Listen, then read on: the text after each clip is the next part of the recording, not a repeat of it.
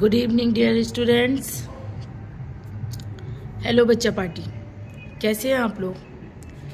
तो नाउ अब मैं आई हूँ आप लोगों के लिए सेकंड वीडियो लेकर फ्रॉम सेल डिवीज़न से, सेल साइकिल सेल डिवीज़न से। लास्ट वीडियो में मैंने आपको मियोसिस पढ़ाया था, ठीक है, और उसका सिग्निफिकेंस माइटोसिस पढ़ाया था, उसका सिग्निफिकेंस बताया था, उसकी डिफरेंट स्टेजेस बताई थी। Now second part is a meiosis, ठीक है, मियोसिस। अभी देखिए क्या है, इसे रिडक्शनल डिवीज़न भी कहते हैं बेटा। ये इन्वॉल्व सिक्वेंशियल साइकिल है of nucleotide, nuclear and cell division का, कि न्यूक्लियर भी डिवाइड होना है, न्यूक्लियर डिवीज़न एंड साइटोप्लाज्म का डिवीज़न। तो कंप्लीट डिवीज़न है मियोसिस, और जहाँ पे आफ्टर मियोसिस 2 डिवीज़न होंगे जब 4 haploid cells are formed at the end of meiosis second, ठीक है, 4 सेल बन जाएंगी। अब मियोसिस को बेटा 2 पार्ट्स है इसके, meiosis first and meiosis second. Look at that, जिसको meiosis first is also known as reductional division. Actually जो रिडक्शन नंबर ऑफ क्रोमोसोम जो होंगे गैमीट फॉर्मेशन के टाइम पे, जो नंबर ऑफ क्रोमोसोम रिड्यूस होंगे, हाफ हो जाएंगे, जस्ट पेरेंट से डॉटर सेल में आधे होंगे, तो वो कहाँ पे होता है? मियोसिस फर्स्ट में, दैट इज़ रिडक्शनल डिवीज़न, ठीक है, ड्यूरिंग गैमीट फॉर्मेशन के टाइम पे होता है। मियोसिस फर्स्ट को हमने 4 सब स्टेजेस में डिवाइड किया है, जैसे कि माइटोसिस में पहले हुआ था prophase first, metaphase first, anaphase first and telophase first. And also meiosis second को भी डिवाइड किया गया, prophase second, prophase, metaphase second and anaphase second and telophase second. Now we discuss all phases one by one. तो firstly we discuss prophase first is the most important phase of meiosis first. Meiosis की सबसे important और determining जो आपकी characteristic phase है, that is prophase first. तो look at that, देखिए बेटा, अब हम प्रोफेज फर्स्ट, मियोसिस फर्स्ट की फर्स्ट सब स्टेज प्रोफेज फर्स्ट, वो उसकी 5 सब स्टेजेस हैं। देखिए वो 5 सब स्टेजेस में डिवाइड की गई। तो जैसे लॉन्गेस्ट फेज ऑफ मियोसिस की अगर क्वेश्चन आता है कि which is the longest phase of meiosis first, तो आंसर होता है प्रोफेज फर्स्ट, लॉन्गेस्ट फेज है, 5 सब स्टेजेस इसकी। देखिए अभी जब हमने माइटोसिस पढ़ा था तो वहाँ मियोसिस प्रोफेज फर्स्ट थी, लेकिन वो 5 सब स्टेजेस में डिवाइड नहीं थी, लेकिन माइटोसिस में, लेकिन मियोसिस में 5 सब स्टेजेस में डिवाइड है, that is called leptotene, zygotene, pectin, diplotene, diakinesis. मैं आप लोगों को इसके लिए 1 मिनट रुकिए।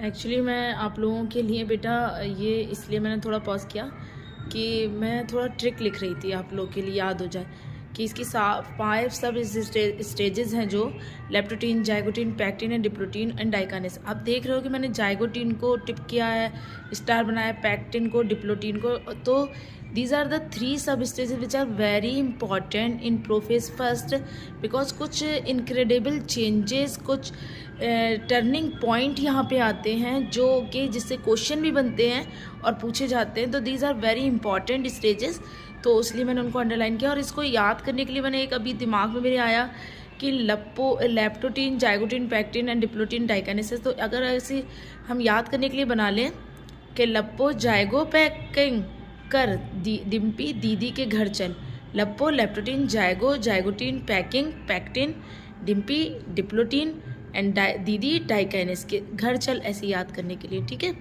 तो अगर आपको इजी लगे और अच्छा लगे तो आप कर लो, और आपके कुछ और बना सकते हो तो आप वो बना सकते हो। तो अभी लेप्टोटीन में क्या है बेटा, अच्छा ये स्टेजेस कहाँ दिखेंगी? विजिबल अंडर माइक्रोस्कोप देख सकते हो, लाइट माइक्रोस्कोप। लेप्टोटीन क्या है बेटा, देखिए। और आपको ये भी बता दें कि जो मियोसिस होती है वो हमारी जर्म सेल्स गैमीट फॉर्मेशन के थ्रू होती है। जैसे हम क्लास 11th में ऑनियन रूट टिप का करते हैं, तो वहाँ पे हमें सोमेटिक सेल दिखती है और हमें वहाँ माइटोसिस तो दिख जाती है। मैंने आप लोगों को दिखाई भी है स्कूल में, क्लास में, जिनको एक्सपेरिमेंट करवाया है, सॉरी, तो उनको दिखाया बच्चों को, क्लास 12th और 11th में भी बताया है, तो उसका पूरा एक्सपेरिमेंट है। लेकिन अब हमें गैमीट फॉर्मेशन वाला, तो ये गैमीट्स के दरमियान ही हो रहा है, तो अब गैमीट्स का एनालिसिस होते हैं, आप लोग अच्छे से समझ सकते हो, ठीक है। तो लेप्टोटीन में देखिए क्या है बेटा, क्रोमोसोम स्टार्ट टू कंडेंस, ये वो स्टेज है जहाँ क्रोमोसोम स्टार्ट हुए थे कंडेंस होना, यानी धीरे धीरे वो जो बहुत ज़्यादा क्वाइल्ड थे अब वो अनक्वाइल्ड होना शुरू हुए, और जस्ट न्यूक्लियस एनलार्ज हो रहा, अपना साइज बढ़ा रहा, ठीक है। अभी क्या होता है कि ये स्टार्टिंग तो ये है प्रोफेज की, अभी जब तक प्रोफेज स्टेज एकदम लास्ट होगा तब न्यूक्लियर मेम्ब्रेन, न्यूक्लियोलस और सेल ऑर्गेनेल वो डिसअपियर होंगे, वो बात क्या, अभी तो जस्ट स्टार्ट हुआ है। तो 10 क्रोमोसोम स्टार्ट हुए, कंडेंस अनकॉइल्ड होना शुरू हुए और न्यूक्लियस एनलार्ज हुआ है। Zygotene is the important stage, हमने अंडरलाइन भी किया। जाइगोट का मतलब आप लोग अच्छे जानते हो, जब स्पर्म एंड ओवा फ्यूज होते हैं तो जाइगोट यानी दो का कॉम्बिनेशन। तो यहाँ पे भी कॉम्बिनेशन हो रहा है, सिनेप्सिस बनेंगे, यानी जो कॉइल्ड हो रहेंगे कंडेंस वो क्रोमोसोम अब सिनेप्स होंगे, सिनेप्टिनमल कॉम्प्लेक्स बनाएंगे। वो बाइवैलेंट भी हो सकते हैं, दो के पेयर में टेट्रावैलेंट भी होंगे। कैसे होंगे इस स्टेज को हम डिटेल में आपको डायग्रामेटिक समझाएंगे अभी 1 बाय 1 करके, स्पेशली डायगोटीन और पैक्टिन एंड डिप्लोटीन को। अभी फिलहाल हम इतना देखते हैं कि इसमें होता क्या है। जैसे अगर कि सिनेप्टिनमल कॉम्प्लेक्स सिनेप्सिस अकरें तो आपका टिक होना चाहिए मल्टीपल चॉइस में जाइगोटीन, ठीक है। पैक्टिन, पैक्टिन क्या है, रिकॉम्बिनेशन। अब भाई वो जो दो बाइवैलेंट टेट्रावैलेंट बन गए तो वो आपस में सेम होंगे, अब उनमें जो सेम उनको अनसेम में जोड़ेंगे तो रिकॉम्बिनेशन होगा नॉन सिस्टर क्रोमैटिड्स का होमोलॉगस। जो होमोलॉगस है एक जैसे, उसमें नॉन सिस्टर जो हैं उनका रिकॉम्बिनेशन होगा। कैसा होगा, डायग्राम से समझाते हैं। Diplotene, homologous chromosome start separating, अब जो बने थे वो उनका स्टार्ट होगा सेपरेट होना, लेकिन एक्सेप्ट कहाँ पे सेपरेट नहीं होंगे, काइजमेटा। अब ये काइजमेटा क्या है वो भी बताते हैं। डाइकाइनेस, टर्मिनलाइजेशन ऑफ काइजमेटा, मतलब ये वहाँ से खुलना शुरू हो जाएंगे, ठीक है। तो now come to the detail में हम समझते हैं जाइगोटीन को, ठीक है। नाउ लुक एट दैट बेटा, देखिए बेटा, लुक एट दैट।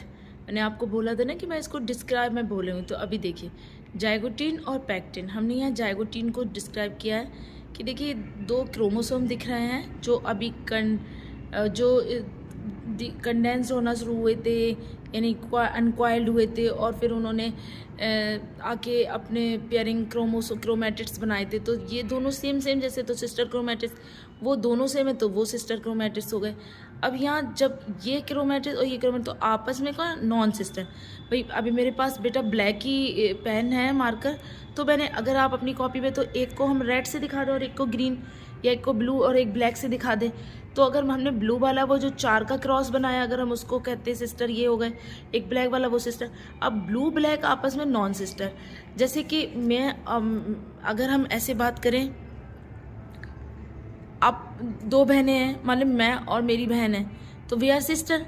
लेकिन जो मेरी कज़िन होगी तो वो कज़िन है, सेम है, लेकिन उतनी सिमिलैरिटीज़ नहीं होंगी उसकी, तो वो नॉन सिस्टर क्रोमैटिड्स होंगे, ठीक है, समझ गए। अब ये दोनों मिलके बाइवैलेंट और 4 देखे तो टेट्रावैलेंट। अब ये नॉन जो सिस्टर क्रोमैटिड्स हैं ये पेयरिंग करना स्टार्ट करेंगे। पेयरिंग ऑफ होमोलॉगस क्रोमोसोम, दोनों एक जैसे हैं, उनकी पेयरिंग हो रही है। जब पेयरिंग जोड़ा बनना तो दैट इज कॉल्ड सिनेप्सिस अकर, और जब वो दोनों के मिलने से जो कॉम्प्लेक्स बनेगा that is called synaptonemal complex form हो गया। पैक्टिन में देखिए क्या है, यहाँ पे वो जो पेयरिंग हो रही थी अब वो क्रॉस हो गया, यानी रिकॉम्बिनेशन हो रहा है। इसके करेक्टर उससे, इसके करेक्टर उससे एक्सचेंज हो रहे हैं, crossing over between non sister chromatids के बीच में, ठीक है। देखो क्रॉस एक्स टाइप का स्ट्रक्चर बनना है ना बेटा, दैट इज कॉल्ड क्रॉस हो रहा है, क्रॉसिंग ओवर। अब इनमें रिकॉम्बिनेशन हो रहा है तो उसमें एंजाइम की रिक्वायरमेंट, कौन सा एंजाइम होगा, रिकॉम्बिनेज।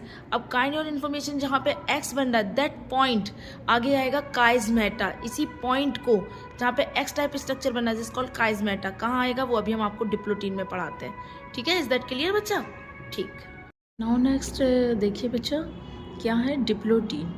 तो हमने आपको पहले बोला था कि zygotene, pachytene and diplotene is the most important stages, सब stages of meiosis first and prophase first, ठीक है। तो यहाँ देखिए डिप्लोटीन में होमोलॉगस क्रोमोसोम स्टार्ट सेपरेटली, अलग अलग होने लगे हैं। अब वो जब क्रॉस हुआ था अब वो काइजमेटा बना था, क्रॉसिंग ओवर, अब वो स्टार्ट होना शुरू हो गया। एक्सेप्ट एट काइजमेटा वाले स्थान जहाँ देखिए काइजमेटा पॉइंट है, एक्स क्रोमोसोम वहाँ से नहीं होंगे। एक्स काइजमेटा क्या, एक्सेप्ट स्ट्रक्चर है where chromosome over takes place, cross बना रहा है, क्रॉस ओवर टेक्स प्लेस। हाँ अब देखिए एट द लिखा हुआ है, दैट इज एट, देखिए eight the end of prophase first. अब प्रोफेज फर्स्ट जो स्टार्ट थी अब उसका एंड हो रहा है तो क्या हो जाएगा, क्रोमोसोमल फुल्ली कंडेंस्ड हो चुके होंगे, माइटोटिक स्पिंडल फॉर्मेशन हो चुका होगा, ठीक है। न्यूक्लियर एनवेलप यानी मेम्ब्रेन डिसअपियर हो गई, गोल्जी बॉडी, एंडोप्लाज्मिक रेटिकुलम और ऑल डिसअपियर, ठीक है। ये चीज़ हो चुकी है eight the end of prophase first. अब आता है मियोसिस फर्स्ट का मेटाफेज फर्स्ट। इक्विवेलेंट वैसे ही है माइटोसिस की तरह, जो हमारे बाइवेलेंट टेट्राड बन गए थे क्रोमोसोम वो अब अरेंज होंगे इक्वेटोरियल प्लेट पे, ठीक है। अभी दिखाते हैं, जैसे मेटाफेज फर्स्ट में हम लोग पहले कर चुके हैं। देखिए ये देखिए अरेंज हो गए इसमें क्रोमेटिड आके मेटाफेज इक्वेटोरियल प्लेट पे मेटाफेज पे अरेंज हो गए। अब क्या होता है, माइक्रोट्यूब्यूल्स आर फॉर्म्ड। ठीक है, देखिए look at that 1 minute now look eight. देखिए ऐसे माइक्रोट्यूब्यूल आपने लिखा ना, इस पे सेंट्रियोल वहाँ पे स्प्लिट हो गया था, वो दोनों बनने लगे हैं माइक्रोट्यूब्यूल्स। ये जो dot dot structure that is spindle fibre microtubules. आगे क्या होगा, क्रोमेटिड्स की किनेटोकोर जो सेंटर पॉइंट है वहाँ से अटैच हो जाएगा। ठीक है बेटा, जैसे हम पहले माइटोसिस में पढ़ा चुके हैं मेटाफेज में, वही सेम है। इक्वेटोरियल प्लेट पे आ गए, माइक्रोट्यूब्यूल्स फॉर्म होंगे एट अपोजिट पोल्स पे, ऑफ स्पिंडल अटैच हो गए किनेटोकोर से of homologous chromosome. Is that clear? Now completely diploid stage, यानी कि प्रोफेज खत्म हो गई, मेटाफेज फर्स्ट खत्म हो गई। अब नेक्स्ट होगा हमारे पास एनाफेज। ठीक है, we discuss that. Now look at anaphase. Actually reproduction division जो क्रोमोसोम का होता है वो यहाँ पे होता है। हमारे क्रोमोसोम आधे जो होते हैं वो यहाँ होते हैं बेटा। ठीक है, कहाँ? एनाफेज में। होमोलोगस क्रोमोसोम सेपरेट होंगे, but mention it, remember it, sister chromatid remain होंगे। देखिए होमोलोगस अलग हो गए, पर सिस्टर क्रोमेटिड अभी भी अटैच्ड है। ठीक है, goes to different pole. Telophase में क्या होगा, वही डायड बन जाएंगे, हैप्लोइड जैसे हम लोग पढ़ चुके हैं, अपोजिट पोल पे चले जाएंगे। अभी हमें 2 हैप्लॉइड डॉटर सेल मिल गई। अब सेल क्या करेगी, थोड़ा सा रेस्ट करेगी। काम करते करते हम लोग थक जाते हैं ना, तो वही चीज़ है। जैसे हम लोग स्कूल में 4th पीरियड पढ़ते पढ़ते 4 पीरियड पढ़े, थक गए भाई, अब हमारा लंच होता है, टेकिंग अ रेस्ट, थोड़ी देर के लिए होता है, वही चीज़ है ये रेस्टिंग फेज। कॉल्ड, इसको इंटरकाइनेसिस भी कहते हैं। तभी तो आप जो मूवी वगैरह देखते हैं ना, तो आधा पार्ट होने के बाद उसको कहते हैं इंटरमिशन, उसी से आया इंटरकाइनेसिस, थोड़ी देर रुकेगी। ठीक है, I stage between the 2 meiotic division, meiosis first meiosis second के बीच की स्टेज है, that is called interkinesis. Generally short lived होती थी। बच्चा कैसे होती है, शॉर्ट लिव्ड, थोड़ी देर के लिए। अब ये तो नहीं रेस्ट कर रहे तो पूरे दिन रेस्ट ही करते नहीं, थोड़ी देर के लिए। ठीक है, लेकिन रेस्ट कर रहे हैं, पर यहाँ किसी तरह का मल्टीप्लिकेशन नहीं होगा कि आप तुम सोचो कि डीएनए का मल्टीप्लिकेशन हो जाए, ऐसा कुछ नहीं होगा। ठीक है, अब ये phase followed by prophase second. Prophase second मतलब मियोसिस सेकंड की। ठीक है, तो अभी मियोसिस सेकंड बिल्कुल जस्ट हम किसकी तरह पढ़ेंगे, जैसे हमने माइटोसिस पढ़ा था, सेम। अभी देखो आपको समझ में आ जाएगा बहुत जल्दी। ठीक, नाउ बच्चा look at that. Meiosis second में हमने पूरा पढ़ाया आपको। देखिए prophase contrast with meiosis first, मतलब कंट्रास्ट विद मियोसिस फर्स्ट को रिजेंबल जस्ट नॉर्मल माइटोसिस। अभी मैंने बताया बिल्कुल वही होगा माइटोसिस में जो हुआ था, फिर से वो होगा। न्यूक्लियर मेम्ब्रेन डिसअपेयर होगी, जो एनलार्ज होंगे, डिकंडेंस्ड होंगे, कंडेंस्ड होना ज़रूर होंगे, अनकॉइल्ड होंगे, फिर वो सेम इक्वेटोरियल प्लेट पे अरेंज होंगे जैसे आपने माइटोसिस में पढ़ा था। फिर स्प्लिटिंग होगी, सेंट्रोमियर टूटेगा, sister chromatid toward opposite pole पे जाएंगे। अब देखिए ये स्प्लिटिंग हुई किसकी, सेंट्रोमेयर की, जिसने वो पॉइंट जिसने सिस्टर क्रोमेटिड को जोड़ रखा था। अब सिस्टर क्रोमेटिड अलग हो रही हैं अपोजिट पोल पे। पहले क्या कर रही थी, वो नहीं हो रहे थे। पहले सिस्टर क्रोमेटिड नहीं होती, होमोलोगस क्रोमोसोम हुए थे। वो कह रहे थे तेरे दिल का रिश्ता ऐसा, समझ रहे कैसे सॉन्ग है वो हो रहा है, तेरा मेरा सदियों का नाता, कुछ तेरा मुझसे है पहले का नाता कोई, वो वाली कहानी थी दोनों की। ठीक है, अभी क्या, अभी भैया जाना है। अब वो दोनों बहनें कह रही हैं भैया आप तो सिस्टर क्रोमेटिड विदाई होनी है ना, अब सिस्टर क्रोमेटिड्स अलग हो रही हैं। ठीक है, अब वो कह रही हैं अब जाना बहन, अब तो बाप आए। ठीक है, कर गए, लेकिन रिश्ता है अभी भी भाई, ऐसा नहीं रिश्ता ख़त्म हो गया है। अब अलग हो गए लेकिन अपोजिट पोल पे चले गए। ठीक है, टीलोफेज। अब टीलोफेज में क्या होता था, मियोसिस जब अपोजिट पोल पे जाते थे, फिर से वही न्यूक्लियर मेम्ब्रेन आती थी, 2 डॉटर सेल वैसे बनते थे, सेम वही हो गया। तो 2 तो बन चुके थे, अब 2 से 4 हो गए। ठीक है, meiosis end at this phase तो 2 group of chromosome 1 again at get enclose by nuclear membrane से ग्रुप अलग हो जाएंगे। साइटोकाइनेसिस फॉलोस करेगी, कैरियोकाइनेसिस के बाद साइटोप्लाज्म डिवाइड होगा। प्लांट सेल है तो सेल प्लेट से, और सेल एनिमल सेल है तो सेल फरो से होगा। Resulting information tetrad, 4 haploid daughter cells are form. तो हमने माइटोसिस में हमें 2 डॉटर सेल मिली थी, आइडेंटिकल थी, जस्ट पेरेंट की तरह थी, पेरेंट सेल की तरह थी, क्रोमोसोम नंबर बिल्कुल सेम था, कंसिस्ट था। यहाँ क्रोमोसोम नंबर आधा हो गया, हैप्लॉइड हो गया। नंबर ऑफ सेल इंक्रीज हुई है लेकिन क्रोमोसोम नंबर डिक्रीज हो गया, हैप्लॉइड। और such meiosis occur in such type of division occur in gamete cells में, जर्म सेल्स में, स्पर्म और ओवा में। इज दैट क्लियर बेटा? ठीक, आई थिंक आप लोगों को अच्छे से समझ में आ गया है। नहीं आ गया तो वीडियो को पॉज करके देखिए। वैसे मैं बहुत आराम पढ़ाती हूँ, कभी रैपिड फायर नहीं करती कि हाँ जल्दी जल्दी कर रहे हैं नहीं। वैसे बहुत लोग हैं यूट्यूब पे पढ़ाने वाले जल्दी, और मैं अपने बच्चों के माइंड को समझ के बहुत स्टेप बाय स्टेप समझा रही हूँ, बहुत बेसिक लेके, ताकि आपका एक एक पॉइंट क्लियर होता जाए और आपकी जो न्यू है वो मजबूत हो। ठीक है, आप तैयार हो पहले के आगे 12th के लिए। ठीक है, और आगे अब कंपटीशन है एग्ज़ाम के लिए, 4 पॉइंट होते हैं कंपटीशन से रिलेटेड, एग्ज़ाम पॉइंट इंपॉर्टेंट। मैं सबको अंडरलाइन करती हूँ, स्टार बनाती हूँ, आपको टिक करती हूँ, तो आप प्लीज़ इसको बहुत अच्छे से देखिए। अभी इसका लास्ट टॉपिक रह गया सिग्निफिकेंस, वो और समझाती हूँ, देन फिर आपका कंप्लीट। ठीक है, लुक एट द बच्चा, सिग्निफिकेंस ऑफ मियोसिस। ठीक है, देखिए मियोसिस का क्या सिग्निफिकेंस है। Conservation of specific chromosome number of each species. Her species में क्रोमोसोम नंबर फिक्स्ड है। जैसे ह्यूमन बीइंग में 23 पेयर क्रोमोसोम है, तो वो जनरेशन टू जनरेशन मेंटेन रख रहे हैं। सेक्चुअली रिप्रोड्यूसिंग ऑर्गेनिज्म में स्पेशली सेक्चुअली, क्योंकि देखिए अगर हमें पेरेंट अपने फादर से 23, अगर मेल में 23 क्रोमोसोम है, फीमेल में भी 23 क्रोमोसोम है, अगर ये मियोसिस ना होती, ठीक है, तो क्या होता है, अगली जनरेशन में उनके 23 पेयर, उनके 20, तो डेट इज़ 46 पेयर फिर एक आता। तो अब सोचो जो आज जनरेशन है उसका क्या होता, क्रोमोसोम नंबर क्या बहुत हो जाता ना, अनकाउंटेबल। तो उसको काउंटेबल, कांस्टेंट, कंजर्व रखने के लिए बेस्ट वे क्या है, मियोसिस, रिडक्शन डिवीज़न। आ रहा समझ में? क्योंकि जब रिडक्शन डिवीज़न हुआ, स्पर्मेटोजेनेसिस हुई, oogenesis हुई, तो वहाँ पे मियोसिस हुई। ठीक है, और मियोसिस ने क्या करा, उनके 23 पेयर को बना दिया 23 ओनली सिंगल। ठीक है, और उनके 23 को 20, तो वो जनरेशन टू जनरेशन क्या है, स्टेबल है, कंजर्व है। ठीक है, reduction of chromosome number half हो जाता है। Increase genetic variability, very important point है। कैसे मैम? देखिए, फादर के कैरेक्टर, मदर के कैरेक्टर, ठीक है, 2 इंडिविजुअल के कैरेक्टर आके एक न्यू इंडिविजुअल के अंदर आ रहे हैं। ठीक है, तो थोड़े उनके कैरेक्टर, एक न्यू वैरायटी, तो जेनेटिक चेंजेस होना। अगर ये जेनेटिक वेरिएशन नहीं होती तो समझिए होमो इरेक्टस से लेके आज होमो सैपियंस कैसे होता, इवोल्यूशन हुआ ना। तो वेरिएशन आई, चेंजेस आते हैं। हम कितने भी अपने पेरेंट्स से क्यों ना मिले, फिर भी अपने 2 सगे भाई बहन हैं, 2 बहनें हैं सगी, सिस्टर हैं, वो कितने मिले, लेकिन उनकी खुद की आइडेंटिटी है ड्यू टू वेरिएशन, चेंजेस है जेनेटिक वेरिएबिलिटी की वजह से। Variation are very important to create evolution, that's why variation are known as raw material of evolution, organic evolution. Is that clear बेटा?